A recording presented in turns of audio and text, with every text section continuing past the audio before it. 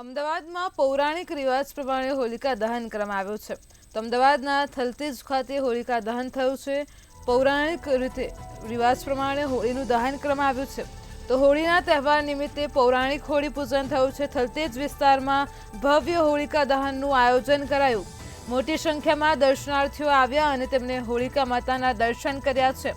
તો અમદાવાદમાં પૌરાણિક રિવાજ મુજબ પરંપરાગત મુજબ હોળી દહન કરવામાં આવ્યું છે. થલતેજ વિસ્તારમાં ભવ્ય રીતે હોલિકા દહનનું આયોજન કરાયું છે.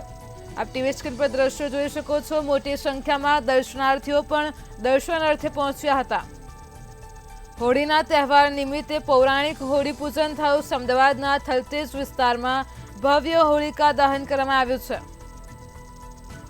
તો મોટી સંખ્યામાં દર્શનાર્થીઓએ ભેગા મળી હોળી માતાની પૂજા પણ કરી છે.